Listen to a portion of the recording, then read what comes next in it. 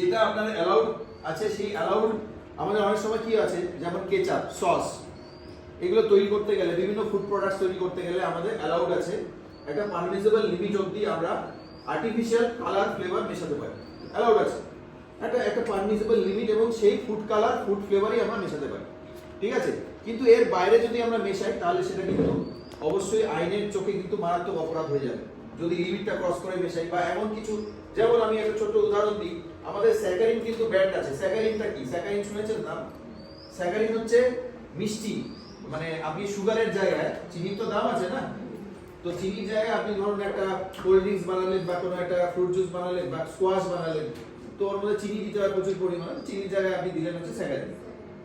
Saccharin খুব সস্তায় পাওয়া যায়, একটা কেমিক্যাল পাউডার, ঠিক আছে।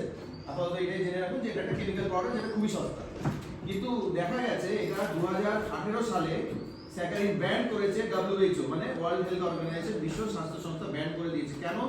তার কারণ হচ্ছে যে গবেষণা করে দেখা গেছে যে এটা আপনার আমাদের অন্ত্রনালী ক্যান্সার, ঠিক আছে, হয় এটা দীর্ঘদিন খেলে, এই স্যাকারিন যুক্ত খাবার খেলে। তো এবার ঘটনা হচ্ছে যেটা, সেটা হলো যে এটা ব্যান্ড হয়েছে, কিন্তু আমাদের দেশে এখনো কিন্তু এটা চলছে, এখনো।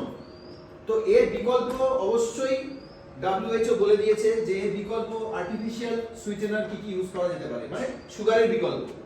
স্যাকারিন যদি ব্যান্ড হয়ে গিয়ে থাকে তাহলে বিকল্প তো কিছু থাকবে নিশ্চয়ই, যেটা সস্তায় আমরা ইউজ করতে পারি।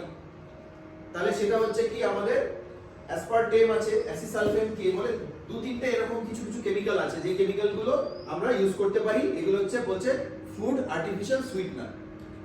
কিন্তু আপনাদের এটা একটা প্রশ্ন হতে পারে, স্যার